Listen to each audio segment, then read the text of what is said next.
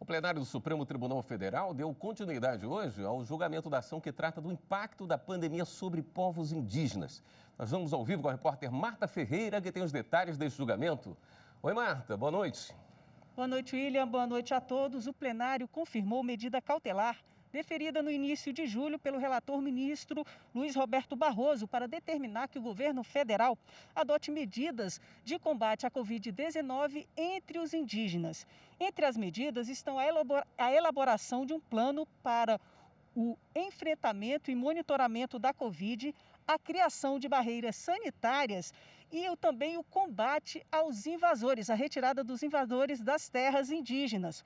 Um dos destaques da sessão de hoje foi uma sugestão do ministro Ricardo Lewandowski. Ele ressaltou a necessidade de o STF determinar que o governo federal repasse informações sobre como estão essas ocupações irregulares nessas terras indígenas. Vamos ver como é que foi a sessão na reportagem.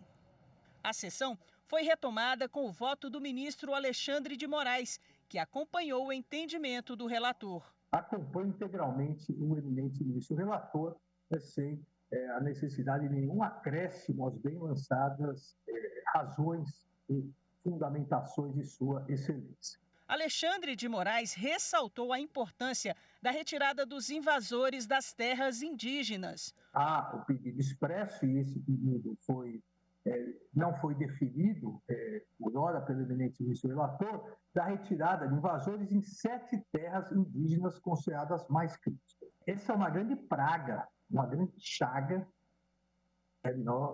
no território nacional. O ministro Ricardo Lewandowski fez uma intervenção durante o voto de Alexandre de Moraes para destacar a necessidade de o STF estabelecer um prazo para ter acesso a informações sobre a situação das invasões. O Supremo não é uma academia. O Supremo precisa determinar.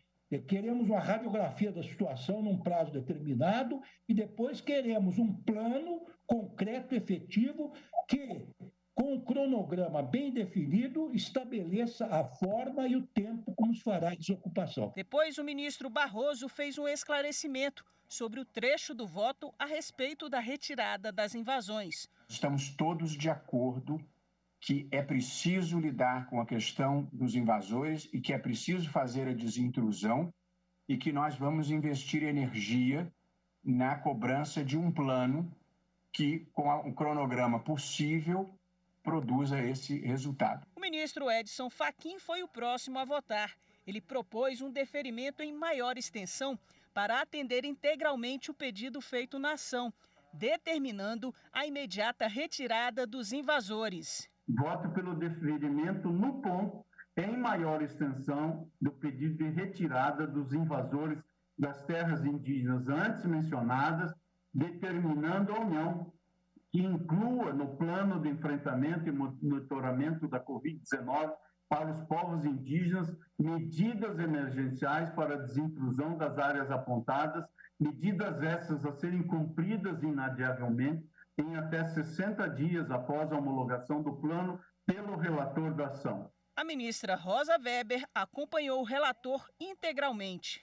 Eu referendo a liminar na extensão em que deferida em todos os seus itens e aprecio um a um na minha declaração de voto escrita e me eximo aqui de reproduzir diante do detalhamento feito pelo eminente relator, que endosso na íntegra. Já durante o seu voto, o ministro Ricardo Lewandowski frisou a importância do julgamento envolvendo os povos indígenas. Esta é a oportunidade histórica que o Supremo tem de auxiliar o governo federal e os governos locais a decidir essa questão magna, importante, que se arrasta desde os tempos coloniais, desde a descoberta do Brasil, e que diz respeito não apenas ao Brasil, aos nossos cidadãos, mas à humanidade como um todo. Com os votos de 9 dos 11 ministros, o STF formou maioria para manter as medidas de proteção a indígenas